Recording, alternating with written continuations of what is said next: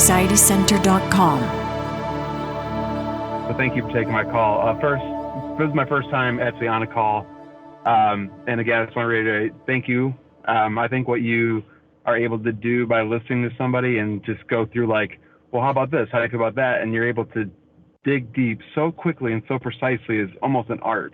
It's really thank impressive. you very much. So real quick, I just have two things.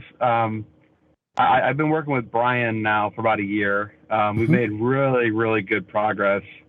And then that's actually part of an issue that came up is I'd go almost 10 days. We talk every 2 weeks, and almost the whole time between talks, and I'd have really not many issues. And then all of a sudden, kind of out of the blue, which I'm sure you'll find it wasn't out of the blue, probably some stressor that I didn't think too much of, but I had this new symptom pop up, and it really kind of just made me feel like almost demoralized. Like, my God, I thought I was done. Like, I thought like, and it's really been just driving me nuts. And I read, it sounds like something you dealt with, where my ear was like tingling and feeling numb. And I think you even wrote something down there like salt consumption helped you, or something like that.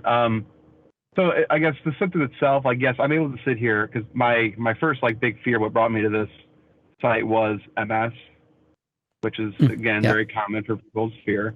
So I still struggle when I get any new tingling or numbness. Like almost any other symptom I can easily dismiss. I don't, heart stuff doesn't bother me. It's tingling and numbness. Gotcha. And especially anywhere on my face, like my eyes, or I have tingling inside of my face, things like that. So I guess really the question I'm trying to get to is, dealing with you're feeling so good for so long, and then you get one that just really brings you all the way back. And and that's where the struggle is for me. Yeah. That's, as you mentioned, it's real common. So often we hear people say, well, I just got used to this symptom set. Now something else just, popped in out of the blue and it's scaring me again. And it is super common. And as you know from our materials, as long as the body's even slightly hyperstimulated, it can present any kind of symptom at any time and to any degree. Tingling and numbness are classic symptoms of hyperstimulation. And you're right, a lot of people are concerned about MS because they have a view of how MS starts. But typically MS starts in a way that a lot of people don't consider.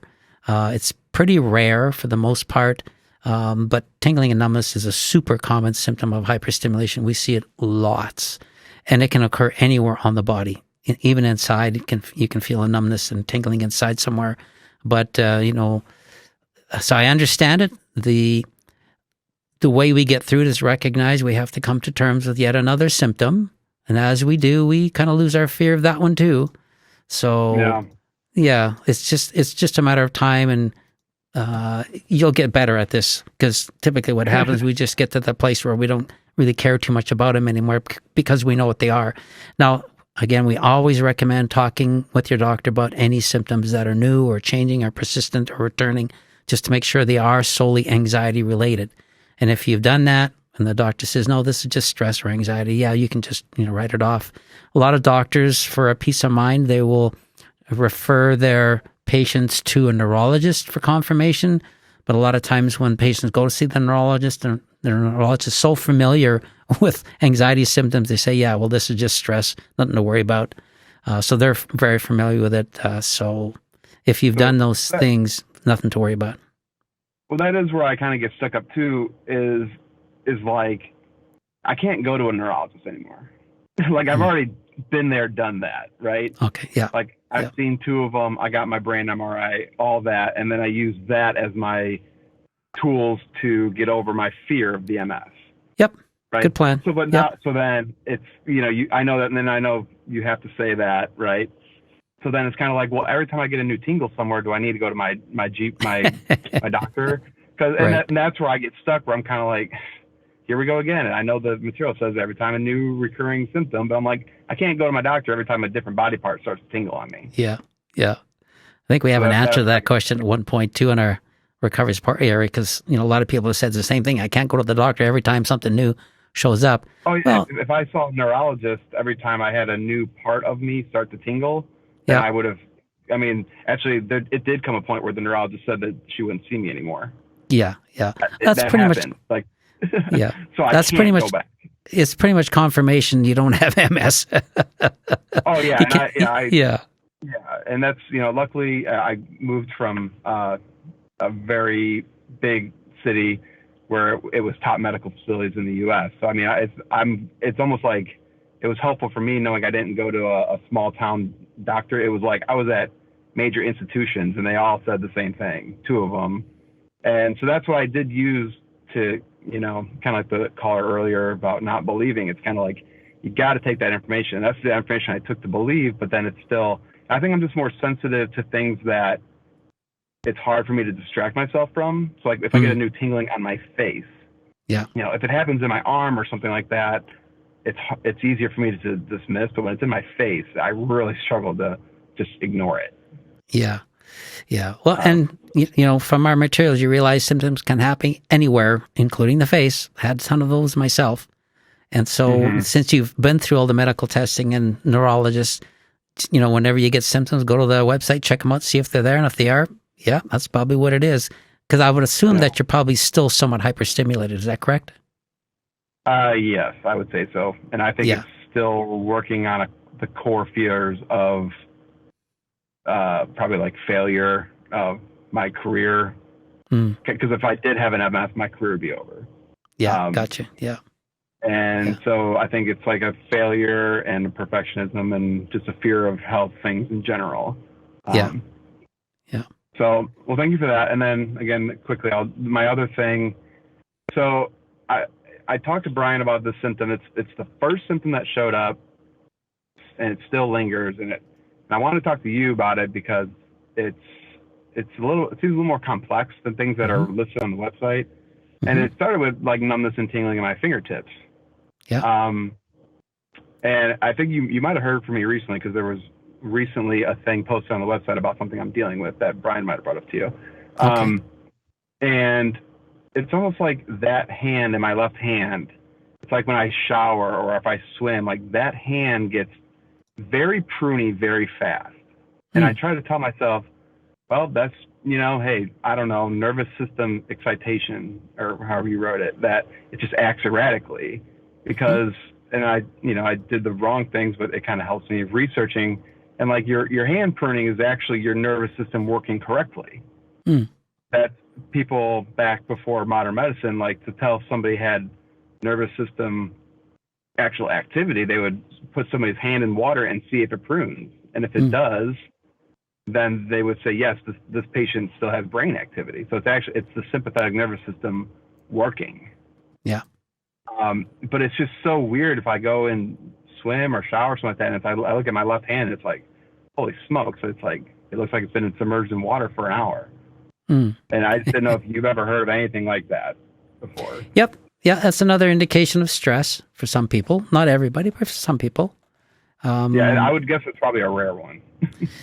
Well, it's not as common as all the others. For example, tingling and numbness, that's up at 70% or more. So that's, that's almost 3/4 of everybody who has anxiety will experience that, and it can happen anywhere.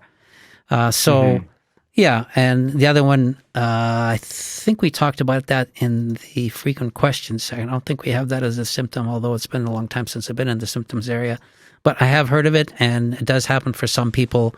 Again, not a cause for concern. Yeah, and then the thing that I did ask Brian to bring up to you was then it's also on that same hand I've gotten warts on those fingers. Okay. So now, and that's where my brain is kind of like, okay, I've had burning skin, you name it, I've had it with skin symptoms, but I'm easily able to put those away. But it's like, man, this hand, it's like the numbness and tingling, the pruning fingers in the water, the warts on them, and I'm like, what in the heck is going on with this hand? Yes. So then that's where, like, my brain, I put all three of them together, like there's some sort of blood flow issue or something. And I know you can't diagnose, and this isn't a medical forum. I just didn't know if you've heard of, anybody having these kind of issues. Well, from in fact, the answer we posted, I think yesterday or so about warts, was in direct response to Brian's request. That was. Yeah. and as you know, stress can play a role in that. We do have a symptom called wrinkled or pruny skin in Chapter 9.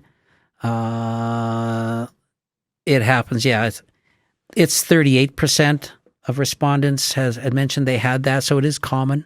So anything you've talked about is pretty consistent for anxiety symptoms, and you haven't mentioned anything that is not or would be an indication of MS. So it's not something I'd be spending any time worrying about.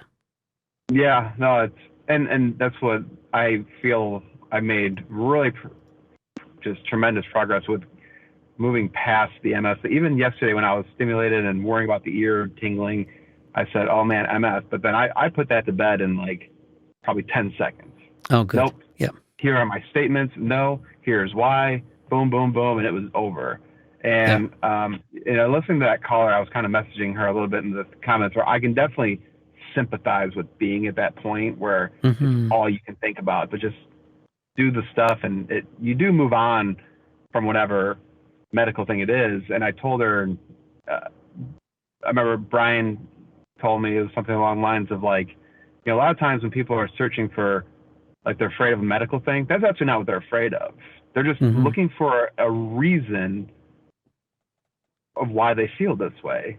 And it's easier to find a medical reason than to acknowledge that it's you who needs to work on yourself. Yeah. I thought that was a very beautifully said thing. Yeah, thank you for saying that. That was directed towards me, and I really appreciate it. It's you're right. I'm actually searching for the reason why I feel the way I feel. Yeah, and sometimes it's easier to just find a medical problem to blame and say, I'm not the problem. Of course not. It's for me, it was MS, or for you, it's thyroid. It's easier to find that answer than actually getting to the real bottom of it. Well, I think, and I'm gonna have to get off here, so I'm gonna ask Jim one more time, and I'm not gonna crowd anymore because I gotta leave. I think the thing that scares me the most, and this is the fear, is because I've had the same symptom, the one symptom, for 9 months. And I just can't, it's that trembling and shaking and nervous energy. And it starts in the morning and doesn't let up till the evening. And now I'm having problems sleeping. And it's just, and I think it's because maybe I've compulsed. I mean, I know that you said you have medical anxiety as well. I was compulsing and just digging and searching and finding. My question to you, Jim, seeing how you're the expert on all this, is it possible to have that kind of symptom that long every day for 9 months? Oh yeah, you bet. Yeah. And the body will produce symptoms as long as it's hyperstimulated.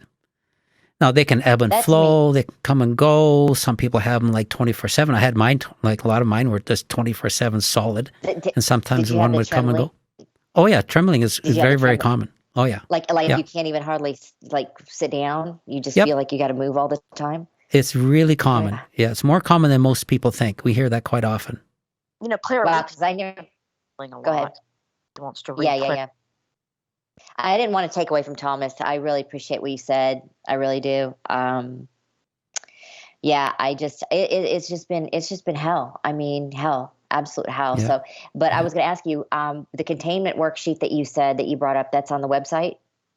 It actually comes from the therapist because there's a process that they go through to work you through the containment worksheet. And I would encourage you to try to connect with one of our therapists because I think I'm going to. Just from our conversation, there's a lot of anxiety driving this. It's not a mystery to me why you're shaking. All right. Well, I'm going to do that. I'm going to reach out again, see if I can get a hold of somebody. Okay. Thank you so much. You're more than welcome.